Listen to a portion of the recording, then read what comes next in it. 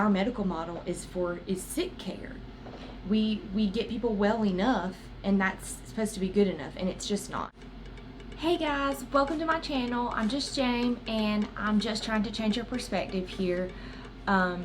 Today I just wanted to talk to you about my story and a little bit about how I came to the beliefs that I have and sort of what brought me to starting this channel. I'm a nurse, and it is who I am. If you know me at all, you know that it is truly a part of my identity. I have said for years that the only thing God made me good at was taking care of people. I love taking care of people, and I truly think that it is who God made me to be. As a child, one of my most vivid memories is having I guess like a NICU in my closet, in the shelf in my closet, and all of my baby dolls would be lined up, and I would, like, if they had I would put a sock on one, and that was a cast, and they all had yarn as like a nasal cannula. I didn't know like what those were, but I would see things like that on TV, and like and so I had my own little NICU, and I had like 5 or 6 babies, and they were always sick. Even my Barbies, they would always be sick, and I would have to like be taking care of them. So fast forward to high school, and actually my dream job in high school, I always said I wanted to be a pediatric nurse. So now here I am 10 years later from that, and I'm essentially in my dream job. I'm a pediatric home health nurse, which means that I take care of immunocompromised and medically fragile children, which really just means that I get to play with cute babies all day and cute kids all day, and it's a lot of fun. Some days I'm snuggling with a little tiny baby, and some days I'm jumping on the trampoline with somebody, and some days I'm doing everything in my power and diving all the way to the bottom of my nursing bag of tricks to keep somebody from going to the hospital. And we see it all. We have trachs and vents and central lines and ports and G-tubes and all the different things. So it has definitely sharpened my skills. So I started out as a CNA in high school, and I did that for about 7 years. And as a CNA, for one, I was always getting in trouble because I would always overstep my bounds. I was always saying things to family members that I wasn't supposed to say, that it was not my place to say. And I always more than anything, I just felt helpless. I felt like these people were not getting what they needed. So I became a nurse. So in 2016, I became a nurse, and I thought that this would be it, and I would be able to fix all the things that for so long I wasn't able to fix. And I was dead wrong. I had, I guess, something like 3 times the patient load. The most patients I've ever had was 31, I think. 3 times the patient load and responsibility, and about half the interaction time, maybe less than that. I was tired all the time, and I was cranky all the time, and I just didn't care. It was a body, and it needed medicine, and I needed to go on. It became the part that I loved the most about being a CNA was the talking and the interacting with people, and as a nurse, that part became irritating because I was always so rushed for time that I didn't have time. I was afraid that somebody was going to tell me another problem, and then I was going to have to add that to my ever-growing list. And it was just not a good way of nursing. It never felt like I was doing it right. It felt like I was barely getting by, and that was the way, from other nurses that I talked to, that's how everybody felt. So my true love really is with dementia and Alzheimer's patients. That is really where my heart is. My favorite job was in a lockdown unit, and for memory care, and I just fell in love. And that was initially my initial plan, was to open up a care home or some type of facility specifically for dementia and really Alzheimer's patients. And the more that I looked into that and started getting into the like nitty gritty of it, I started to realize that diet was a huge aspect of the brain and of dementia. And that's when I learned about the gut-brain axis and the relationship between the two.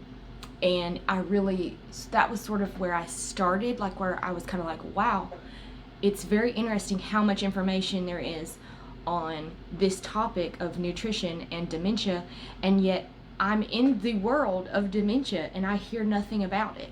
And so that was really my first kind of like, this is weird. But I thought it was because they were old and they had lost their minds, and the frustrating thing with that is that there's really nobody to advocate for them. Even their families a lot of times are just so frustrated that they don't know how to advocate, and they just kind of get pushed off. It's very easy to do because it's just such a heartbreaking situation.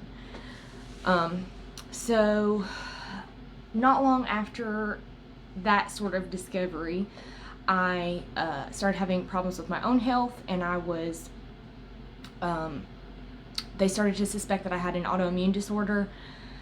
And truthfully, if I didn't know any better and I had continued on with what I was doing, which was a very stressful work environment and a very poor diet of just eating and drinking whenever I felt like it, and just really not doing anything to take care of myself, I probably would have gotten a diagnosis if I had really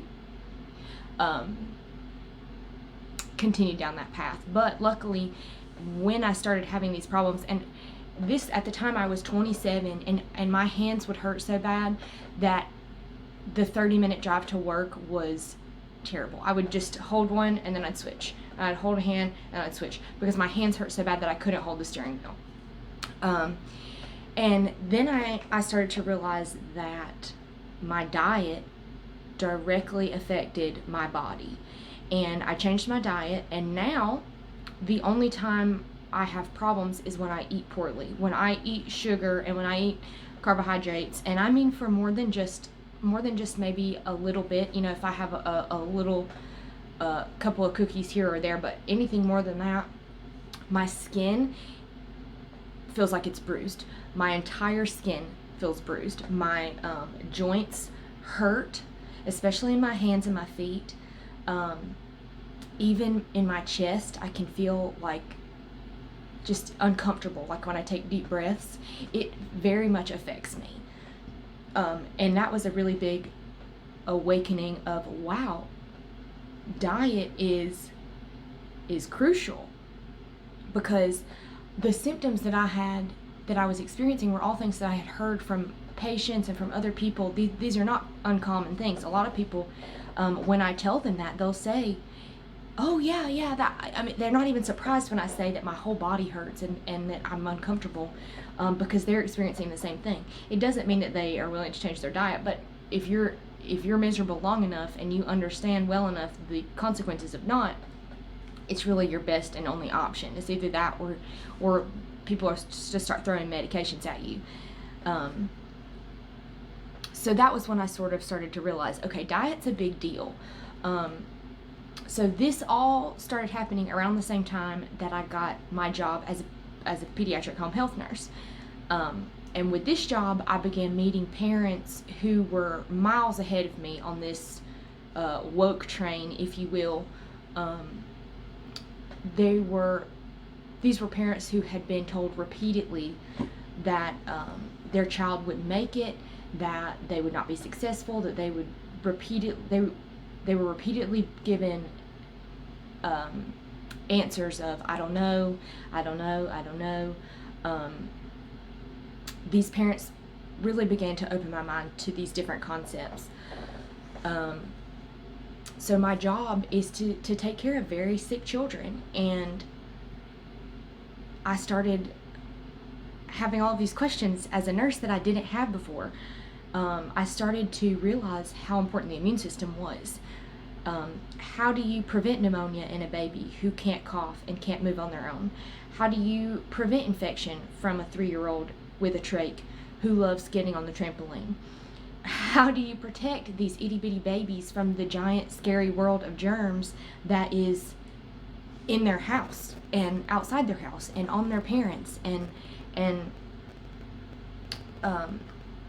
how do you keep people with no immune system healthy and out of the hospital, and how do you allow them to live their life to the fullest as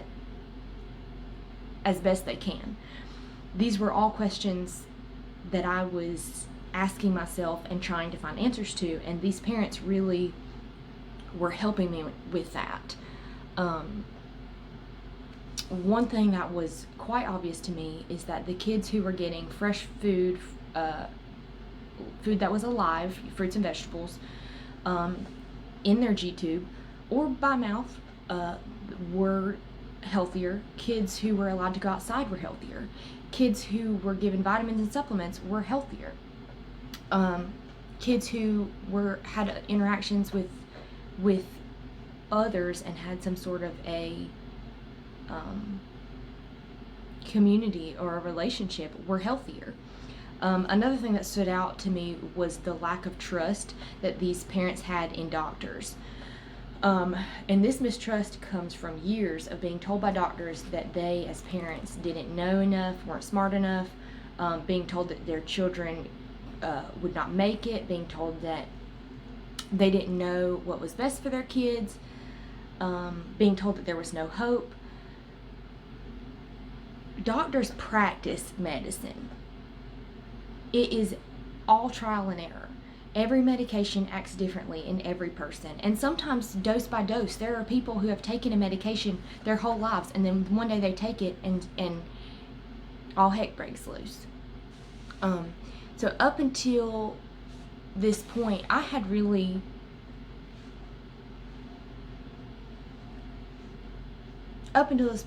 put so much stock in what doctors said and thought, and I thought that was the most important thing about being a nurse, was that the doctors were happy and I was doing what they wanted me to do.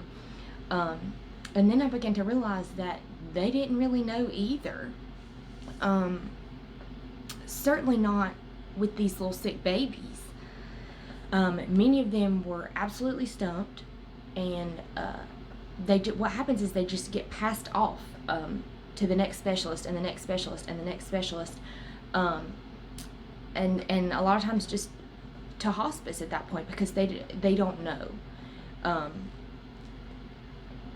A typical doctor's visit with a medically fragile child, and this is really true of pretty much everybody when you go to the doctor, is, you having any trouble, no medication changes, or maybe if you are having trouble, maybe we do a medication change. Maybe they'll send you off for some blood work or something, and that's it, or to another specialist. If they can't give you the medicine for it, or if they don't know enough about it, then you get sent to another specialist, and that specialist doesn't know, then you get passed over to here, and then over to here, and then over to here. It's silly. It's not a productive system at all. And it certainly is not a system designed to bring healing or health. It became clear that if it didn't involve medication, it wasn't important. If they can't figure it out, then they're going to give you an antibiotic just to be safe, but that's about the extent of it. Or they may refer you out and move on. But there was no solutions and there was no healing. So, and at that point, I really started to,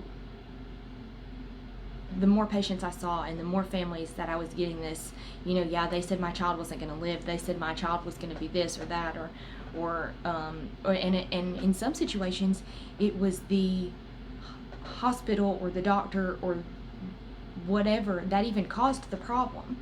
So understanding that some of these people had this huge mistrust in healthcare really made me start to look at healthcare differently. And I had always approached it as a like, what could we do to make this better? Because I've always seen that problems, especially when you have people who For example, I had a patient with knee pain who needed therapy, and at the time I was not a nurse. So for almost a year, I was telling her nurses she really needs something. She either needs pain medicine or she needs therapy, because it had gotten to the point where every time I undressed her or dressed her, putting her pants on over her knee, she would cry, and it got to the point that I had started crying.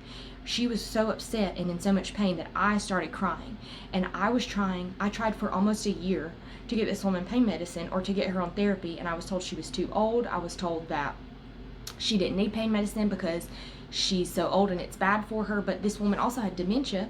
So, at a certain point here, and this is what I didn't know at the time, is that as patients, we have the right to pain management, which I had not understood in the past. And at this point, I was in nursing school, and I learned that day, and that very same day, I called my job and I said I was going to quit because I couldn't go back, because she has the right to pain management, and if that wasn't going to be addressed, then I was going to leave.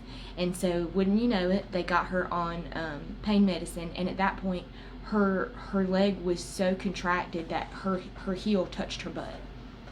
So it was too late at that point. The pain medicine helped, but she really suffered in the long run and ended up going on hospice and didn't make it much longer after that. And I'm not saying that was directly related, but I am saying that mobility is very important. And if you're in chronic pain all the time and you are not in your right mind to even say something about it, then that really says, that in itself causes a lot of damage. So I guess I say all that to say that I have sort of reached this point in this pandemic of feeling like I've lost my mind. At first, I kept my comments to myself. I would, share a little bit on Facebook, and if people asked my opinions, I would give it to them. But I really tried to be respectful and be quiet. The parents that I work with were largely not concerned, because again, the world is big and scary to them every single day. So this is not new. And so I just really wasn't super concerned. I did voice my opinions in some nursing groups, and I was told that I don't work with COVID-19 patients because otherwise I wouldn't be saying that. And they're right, I don't. And so I kind of kept my mouth shut. But my job is to keep people healthy. My job is to keep very, very, very sick people healthy every single day, to protect them against the germs on my body, on their parents' bodies, on the constant flow of visitors that are in their house for therapy or equipment checks or just to visit. My job is to keep people healthy. My job is to know about these microorganisms and how they work so that I can protect my patients. To prevent hospital visits and to prevent things from getting even more out of hand, because for most of these kids, any little bitty thing can take them out. So no, I don't work with COVID-19 patients because I keep my patients healthy. I don't, that's my job. And so, and another thing is I work largely with respiratory cases and with ventilator dependent patients, and I have for a large part of my nursing career. I know what it takes to maintain health and to promote healing, especially and specifically with bad lungs on respiratory patients. And I am disgusted by the lack of information that is being put out there.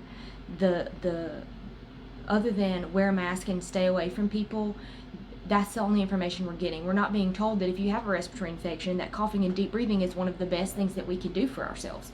We're not being told to go outside and get fresh air, and that heat kills the virus, or heat kills all sorts of things. We're not being told that microorganisms are on everything on our bodies, and they don't go away, and they are good for us, and they protect us, and they fight for us. There are so many things being left out of the discussion, and I'm just sick of it. So that's kind of my story. That's sort of how I got to where I am right now. and a little bit of what made me start this YouTube channel. I had the idea years ago, and I felt like I needed to start a channel. I had several unrelated people who didn't know each other tell me that that I should start one, and I really felt like God was leading me to do that, and I ignored it. Fast forward a year or so, I finally started praying about it, and I told God that I would do it, but not right now, that I would do it but later. And so at that point I started writing down my ideas and trying to at least get them out of my head, because I felt like I was going crazy. Like, I kept having ideas for videos and things that I felt like you guys needed to know, things that, information that I was getting that I was not seeing in the current medical system. And even when I would bring things up, being treated like I was crazy for asking about vitamin C or about different things that would help our immune system. So, like I said, I started writing down all of my ideas, and it started to feel like, you know, when you hear like the elephant in the room, it was like the elephant in my brain. Like, I was only paying as much attention to it as I had to, because I just didn't want to do this. Like, this is uncomfortable to me, to be like I'm in my basement right now, and I'm alone, and I'm talking to myself, but at this point we can't see anybody, and I just feel like people are being so misled and being treated like they're dumb, and you guys are not dumb. And I'm just sick of it. I'm so disgusted by the way this entire situation has been handled. And I had all these reasons for why I shouldn't do this. You know, it's none of my business, or you know, I have some pretty bad dose of ADHD, and I'm borderline dyslexic, and you know, I'm only an LPN, and all of these different things that I thought were why I shouldn't do it. But here's the other thing, guys. I spend my time researching and learning and understanding the immune system, specifically the immune system, and all kinds of just different ways to heal and to repair, and how the body works. I'm fascinated with the body and how it works. And you know, at the end of the day, that's what's most important. You have to understand how it works correctly to understand how to fix it.